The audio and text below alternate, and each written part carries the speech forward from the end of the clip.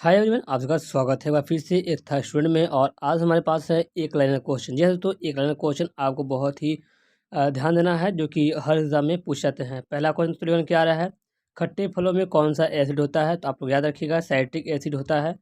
वजह कि भारत में प्रधानमंत्री के ओहदे को क्या माना जाता है? तो है कार्यकारी प्रमुख।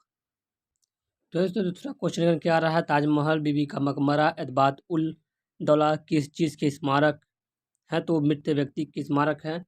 सम्राट अशोक किसका उत्तरदायित्व था? सम्राट अशोक बिंदुसार का दायित्व था। भारतीय संविधान को पहली बार कब संशोधित किया गया था? तो है 1995 से संशोधित किया गया था। दोस्तों यही एक क्वेश्चन है जो कि आप लोगों को देखने को मिलेंगे। और यहाँ पे इस तरह के रूलेट एक्ट कब लागू किया गया था? तो रूलेट एक्ट 1999 में लागू किया गया था, ध्यान रखिएगा। महाराणा प्रताप बुलबुल किसे कहते थे? तो महाराणा प्रताप अपने घोड़े को बुलबुल के नाम से बुलाते थे। दूसरा दोस्तों क्वेश्चन क्या रहा है, 8वां क्वेश्चन जो है, बॉक्सर इन्वाडर होलीफील्ड किस नाम से जाना जाता है? तो boxer Evander Holyfield the real deal के नाम से जाना जाता है। सिंधु घाटी सभ्यता का बंदरगाह कहाँ पर था? तो लोथल था।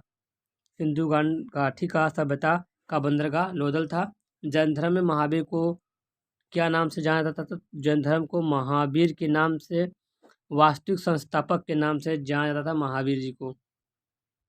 तो वंशरी और मगध के उत्थान के लिए निम्न में से कौन सा शासक उत्तरदायी है? तो बिंबिसार उत्तरदायी था। Question number 11। 12वें नंबर पर आ जाते हैं। 12वें नंबर में, भारत में प्रोफेशनल ट्वेंटी क्रिकेट लीग को क्या कहते हैं? तो उसे IPL कहते हैं। भारत के राष्ट्रपति कौन है? दोस्तों यहाँ पे आप लोग थोड़ा ध्यान दीजिएगा। यहाँ पे भारत के जो राष्ट्रपति हैं वो, ये राष्ट्रपति गलत है, ये राष्ट्रपति नहीं है इस समय भारत के। अभी हमारे भारत के जो राष्ट्रपति थे वो हैं, ये थोड़ा गलत से लिखा गया है। और यहाँ पे हमारे भारत के राष्ट्रपति हैं वो है द्रौपदी मुर्मू। ठीक, हमारे जो भारत प्रधान राष्ट्रपति हैं वो है द्रौपदी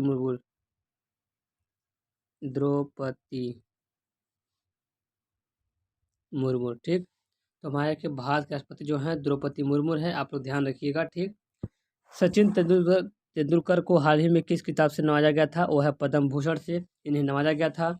इसरो के हेडक्वार्टर्स कहाँ है? इसरो के हेडक्वार्टर्स बेंगलुरु में है। दोस्तों याद रखिएगा, क्योंकि चंद्रयान 3 लॉन्च हुआ है, तो इसरो से भी क्वेश्चन आ सकते हैं। और दोस्तों हमारा अगला क्वेश्चन क्या आ रहा है, सदन में कौन से 2 हाउसेस हैं? तो लोकसभा और राज्यसभा हाउसेस हैं। भारत का सबसे छोटा राज्य कौन सा है? तो वह है गोवा। रामायण के लेखक कौन थे? तो वाल्मीकि जी थे, याद रखिएगा। भारत में ब्लू सिटी के नाम से किस शहर को जाना जाता है? भारत में ब्लू सिटी के नाम से जोधपुर को जानता है, याद रखिएगा। दोस्तों इस पर आते हैं हमारे पास, भारत में कौन सी नोट इशू सिस्टम फॉलो की जाती है? मिनिमम रिजर्व सिस्टम फॉलो की जाती है हमारे देश में, याद रखिएगा। भारतीय संविधान में कितनी भाषाएं हैं? तो भारतीय संविधान में 22 भाषाएं पारित की गई हैं। भारत के किस राज्य की आबादी सबसे ज़्यादा है? अरुणाचल प्रदेश की सबसे ज़्यादा आबादी दिखाई गई है। मिल्खा सिंह को क्या कहा जाता है? Flying Singh of India. Bharat का सबसे बड़ा राज्य कौन सा है? राजस्थान। भारत में कितने राज्य और कितने यूनियन टेरिटोरी है? और 29 राज्य हैं और 7 यूनियन टेरिटोरी हैं। दोस्तों ये थी आज के 25 बड़ी क्वेश्चन जो कि आप लोगों के साथ समझ में आ चुके हैं।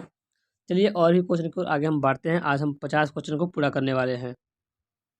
भारत के 14वें प्रधानमंत्री कौन है? तो वो नरेंद्र मोदी जी हैं, जो कि 14वें प्रधानमंत्री हैं। गुप्त काल में कौन सी गुफाएं निर्मित की गई थी? तो अजंता की गुफाएं गुप्त काल में निर्मित की गई थी।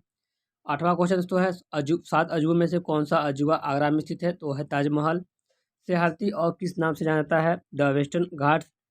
और भारत की सबसे पुरानी पर्वत श्रृंखला कौन सी है? अरावली पर्वत श्रृंखला सबसे खास श्रृंखला है।